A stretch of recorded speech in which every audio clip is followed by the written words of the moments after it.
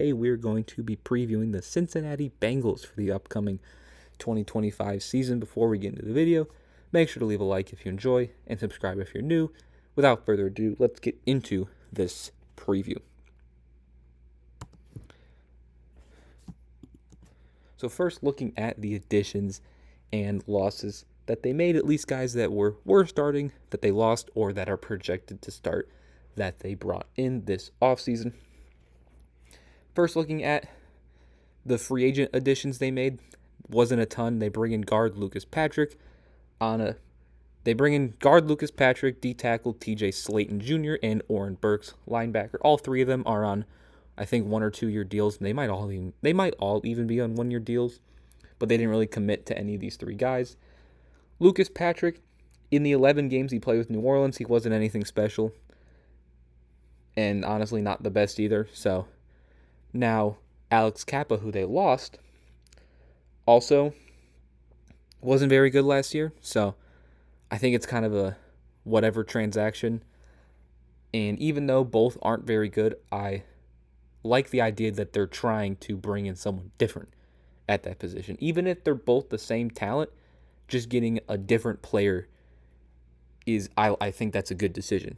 Because maybe a change of scenery for Lucas Patrick is all he needed to be better than Alex Kappa. DJ Slayton, he honestly wasn't the best last year. He's just whatever. He's just an okay depth guy at D-tackle, nothing special. But they have a relatively decent D-line, so getting a good depth piece isn't anything bad. He replaces Sheldon Rankins, who they lost.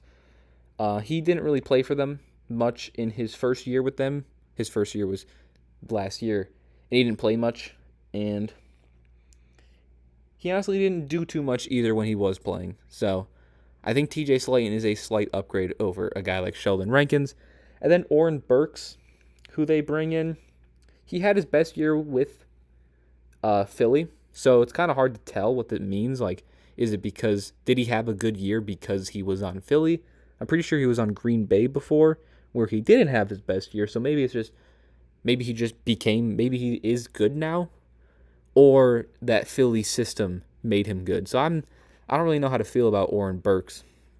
And then Akeem Davis-Gaither was their linebacker that they lost in sort of replacement of Oren Burks. Gaither, in his first real year last year with the Bengals, he was honestly pretty good, and he has good potential.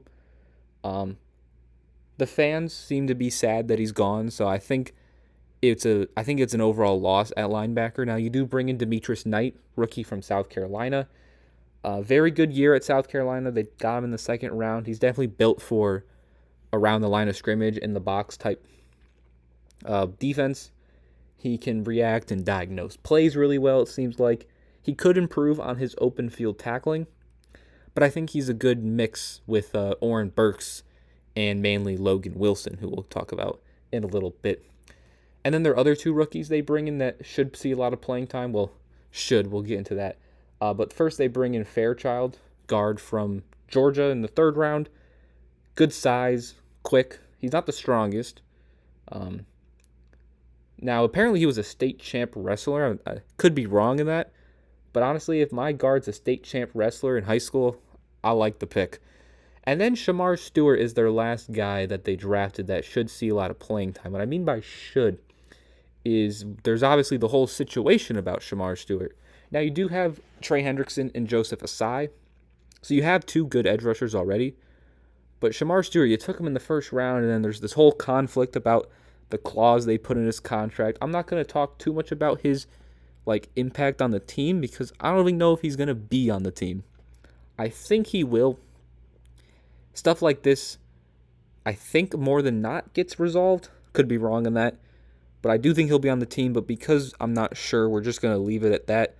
But, I mean, the talent in Shamar Stewart, the physical tools are obviously there. Didn't have a ton of production last year. But I don't think anyone on that, I think he was at Texas A&M. I don't think anyone on that Texas A&M D-line like him, Shamar Turner, Nick Scorton had any real statistical production. So I don't know if it's him or the team he was on, but you see the physical tools and how he could be a very good NFL edge rusher one day. So I will leave it at that for Shamar Stewart because I'm still, all that whole situation still up in the air. And then some of the other guys that they lost, Trent Brown, he didn't play much in his first year with Cincinnati, which again was this most recent year. But he was just okay when he did. But again, they had the O-line performance they had for a reason. And part of that is probably guys like Trent Brown and Alex Kappa. They also lost Sam Hubbard, who retired, I believe. He's just a fine player. Had a bit of a down year last year. Overall, he's much better than I think he played last year, but maybe this whole retirement is why. Maybe he was contemplating it and not in the right mindset last year, which is why maybe he had a bit of a down year. But the team didn't have a ton of sacks anyway, and he is more of a run defender, so that's probably why his sack numbers weren't as high. As he specializes in run defense. And then they also lose Mike Hilton and Von Bell. Von Bell, he's a fine player in coverage, nothing really good, nothing really bad, kind of just a stopgap safety. So it sucks to lose him if you're Cincinnati because it might be hard to find better, but maybe it's also good to lose him so you attempt to find better. I don't know. And then Mike Hilton, very good run defending corner, and he had an okay year in coverage to not great year in coverage. Can be a liability at times, but also can play decent in coverage at times as well. So I think the Mike Hilton and Von Bell losses are definitely tough, considering their secondary wasn't the best last year to lose two guys like that. But again, maybe it's just good to get those guys out and get fresh faces in. They do have a lot of young pieces on that secondary, which we'll talk about. So maybe that's what they were going for. The positions where they added someone and lost someone, I think overall they did well. I think I like Patrick and Fairchild better than Alex Kappa. I think I like TJ Slayton better than Sheldon Rankins. Maybe not quite Demetrius Knight and Oren Burks. I think I'd rather prefer Akeem Davis-Gaither, but I do like the physical potential that Demetrius Knight has. Not a lot of movement in this Bengals offseason, but I think overall it was they slightly got better. At least it wasn't by much, to be honest. If they did get better, it wasn't by much. Because their main focus was paying Jamar Chase and T. Higgins. And that takes us right to the offense, which last year obviously was one of the better offenses in the league. They were 6th in points scored. They had one of the best passing games in the league. They did have one of the worst running games, though. But when you have Joe Burrow, Jamar Chase, and T. Higgins, do you really need a run game? Probably. But the pass game didn't seem to get affected at all by a lack of run game. Again, the O-line was pretty bad. They were tied for 13th in most sacks allowed. And you got a good guy like Joe Burrow's got a good pocket presence. So if he's getting sacked, it's probably the O-line's fault. It's not the receiver's fault. It's the run game and the O-line's fault if Joe Burrow's getting sacked that much. Speaking of quarterbacks, I mean, you got Joe Burrow at quarterback. Not much to talk about when it comes to Joe Burrow. We all know how good Joe Burrow is. One of the better quarterbacks in the league, in my opinion, and many people's opinion. A top 4 quarterback. Some people even have him 1 or 2. But we all know how good Joe Burrow is. We all know how good Jamar Chase is, T. Higgins. Do I agree with paying both Higgins and Chase? I'm not quite sure. I think you should have allocated the money that you spent on T. Higgins towards your defense. But that's just me. But we'd still, regardless, T. Higgins is a great player and a very good receiver too. One of the best, if not the best receiver too, in the NFL. So we know about those guys. We know about Joe Burrow. Whatever.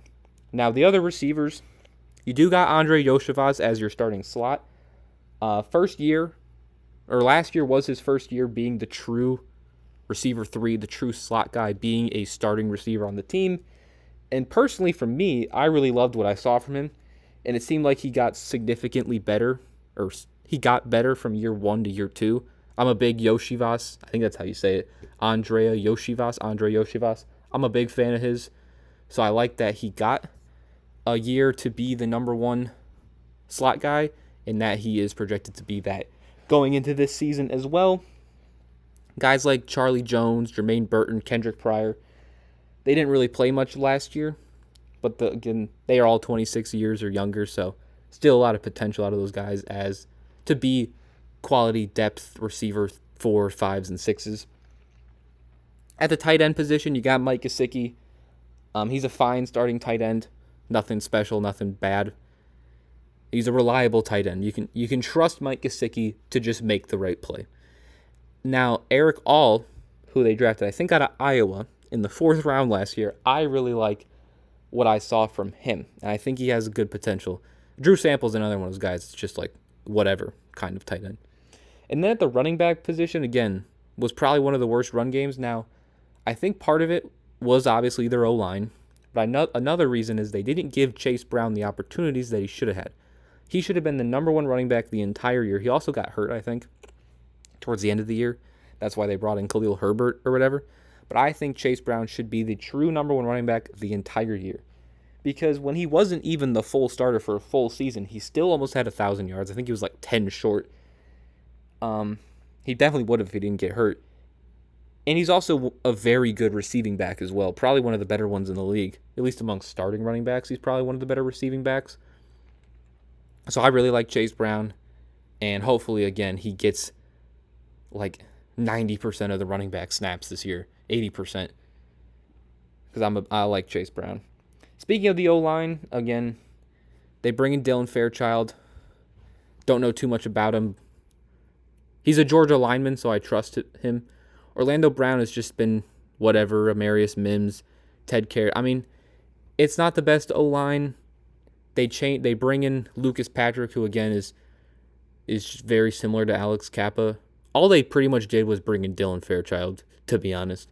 And it wasn't a great O-line to begin with. Now, Amarius Mims was their first-round pick last year, so hopefully you see more out of him, and you see a improvement in year 2 for Amarius Mims. But overall, it's a very similar O-line, so I think they're going to play very similar. But again, that didn't impact the offense overall. They still scored the 6th most points.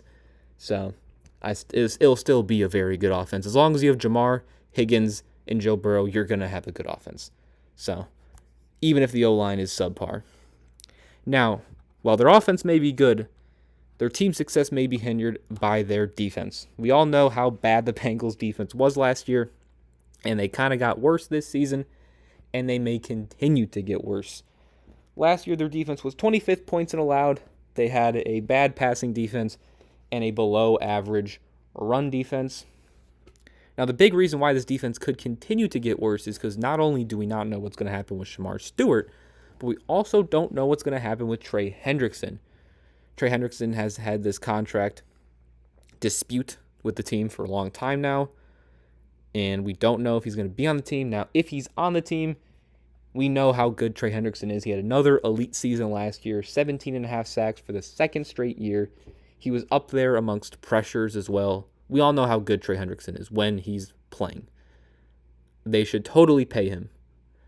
Don't know what the holdup is, but we know how good Trey Hendrickson is. Now, opposite of him, you got Joseph Asai, who I like Joseph Asai. I like his potential.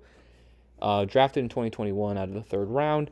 He still is only 25, and he's been okay in his first, 3 years of his career. But last year, he was the first time playing 50+% of the snaps, and you definitely saw the potential, and you even saw production as well. And I think if Hendrickson gets traded, he'll easily be the team's best pass rusher. Now, I don't know if you want him to be your best pass rusher. I think you like him opposite of Trey Hendrickson, but I do like what I saw from Joseph Asai last year. And then at the D-tackle position, you got B.J. Hill, who's a very good quality starter for pretty much his whole career. You know what you're going to get out of a guy like B.J. Hill. Nothing crazy. He's not like Dexter Lawrence or anything like that, but he's a good quality starter. So you like him there. And then opposite, you got TJ Slayton, who we talked about earlier, how he's just a fine depth guy. Now he is your second D tackle, so he might have to be more than a depth guy, although I do hope that we see more Chris Jenkins. He was their 2nd-round pick last year, I believe, out of Michigan. So I hope he gets more potential, and I think he can develop into a pretty nice run defender next to B.J. Hill. So if Hendrickson's playing, and if Shamar Stewart's playing for the full season, I like this D-line with Hendrickson, Slayton, Hill, Asai, Stewart, and Jenkins. Even Miles Murphy, who they took in the 1st round 2 years ago. I like it. as a D-line. Their linebacker room, now, Demetrius Knight, second-round rookie. Barrett Carter, who we didn't even talk about, fourth-round rookie. Oren Burks only had a really good year when he was on the best team in the league in Philadelphia, so it's a little bit of a skeptical linebacker room outside of Logan Wilson. Logan Wilson, he'll get you tackles. Unlike Jermaine Pratt, who they lost in the offseason, who they cut, he won't miss them too much. And he's also very good in run defense, and he's a serviceable to sometimes solid pass defender, cover guy. Logan Wilson is a very good linebacker. You want him as your Mike, as your top linebacker. He's not Fred Warner or Roquan Smith or anything like that, but he is a very good linebacker. But again, outside of him, it's a little questionable. You're relying on a lot of guys that you're relying on a lot of inexperienced guys, rookies, or guys who have only shown a little bit of promise. So I don't know how their linebacker room is going to necessarily perform outside of Logan Wilson. And although he's a good linebacker, he's not the best. So to have just a good linebacker with a lot of question marks, not necessarily the best. And then talking about the secondary, this is probably the weakness of the team last year. I mean, DJ Turner, he got hurt last year, but in his first 2 years of his career, he's shown that he can be a good corner. Geno Stone, he'll get you interceptions. His interception numbers are high, but he's not the best in coverage. Taylor Britt's really good. I like Cam Taylor-Britt. He's only 23 as well. He's still 23. He's still 25. He's 25 years old. Excuse me. But in 2023, he was good before his injury, and he has shown a lot of potential. I like Cam Taylor-Britt. Dax Hill, they moved him to safety. Did not work. He is a nickel corner, and you should keep him at nickel corner. And he's just decent. He played okay when he was at nickel, but a lot better than when he was at safety. And then a guy like Jordan Battle, who's opposite of Geno Stone, he has the potential, but he just needs to put it all together. He was there. But again, DJ Turner was drafted 2 years ago. Jordan Battle drafted 2 years ago. Cam Taylor-Britt and Dax Hill drafted 3 years ago. You also got Josh Newton, who I don't know too much about, was drafted last year, as well as Dejon Anthony. Tyson Anderson was another 2022 pick. DJ Ivey was in 2023. It's a super young secondary outside of Geno Stone, who I don't think is old by any means. He's just not. He just wasn't drafted in the last 3 years, I don't think. But again, Tyson Anderson, another guy, as I mentioned before, another young guy who hasn't seen the field much, but I think he could be decent. So I think it's going to be an up and down year for this Bengals secondary, mainly because of how young they are. And so far in their career, they haven't shown too much consistency, whether it's playing or whether it's staying healthy or playing when they're healthy. So there's one of these guys, two of these guys have to be good players in the future, surely. But right now, it may be a little bit of a rough year for them, considering they're all at a very similar stage in their career.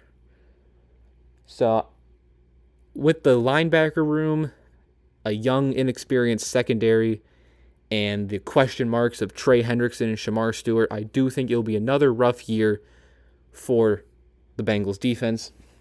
And it's probably going to be very similar, where the offense plays very good and their defense lets them down.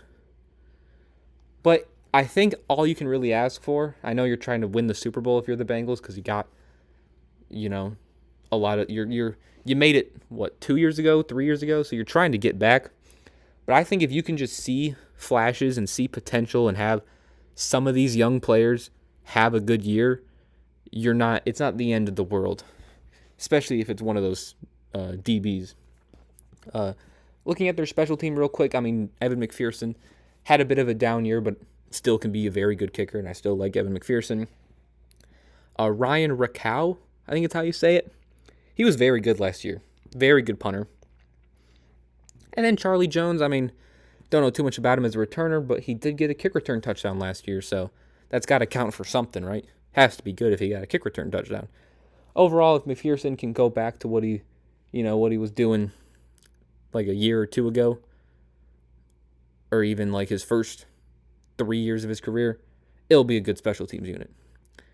Now, the schedule. And before we get into the schedule, if you're enjoying this video so far, make sure to leave a like and also subscribe if you want to see more of these previews. So the Bengals schedule, it's the 14th hardest schedule according to win percentage, and their over-under is set at 9.5 wins. I think it's going to be tough for them to get to 10 wins because that defense, like, their defense was very bad last year, and it didn't get much better. It just got younger. So maybe in the future, it's good to have these players, but right now I don't think it is. So I think it will be hard for them to get that 10-win mark again, and I think they'll be around 500, especially if they have their usual slumps to start the season, which they keep having. Now, looking at the schedule itself, I mean, you got favorable games, like you got 2 against Cleveland. You play Jacksonville, which they can beat. You got a game against the Jets. New England is a winnable game. Arizona is a winnable game. Even Miami, now that they just traded Jalen Ramsey and Jonnu Smith. They did get Minka back, but they have a lot of winnable games. So I think their floor is pretty high, especially playing Cleveland twice. That's very helpful to them. So I'm going to have their floor at about 6-11. I think I'm pretty comfortable that this team will get around 6 to 10 wins, which is my ceiling. Like, I don't think they're going to do much more than this. I think we know what to expect from the Bengals. I mean, the defense could play very well. Defense could surprise us, and if the defense does surprise us and play very well, then this team can, I guess, win like 11, 12, 13 games because of how good the offense is. But I just don't know if we can trust that defense. And for now, without that trust in that defense, I have their ceiling at 10 wins, which means their prediction for me is at 8-9. Again, another down year for the Bengals. But that defense is just so unreliable, and it got worse in the offseason somehow. And so I just don't know if they're going to be able to put together a lot of wins. And they also have, like, it's a difficult schedule. It's the 14th hardest schedule. You have to play the NFC North. You still have to play the Ravens twice a year. Pittsburgh's not a bad team. You have to play Buffalo. You have to play Kansas City. No, you don't have to play Kansas City. You have to play Buffalo. You have to play... I mean, the Bears aren't an easy opponent. Minnesota's... You do have to play Chicago. Or you have to play, Chicago, Detroit, Minnesota, Green Bay, as I said, the NFC North. It's a difficult schedule. But overall, I do think the Bengals, win-wise, is going to be a little bit of a disappointment. But if they can get flashes, especially of their young defensive pieces, then it may not be as bad of a year as the record would show. But that will do it for the Bengals preview. If you enjoyed, make sure to leave a like. If you're new, subscribe, and I'll see you guys next time. Peace.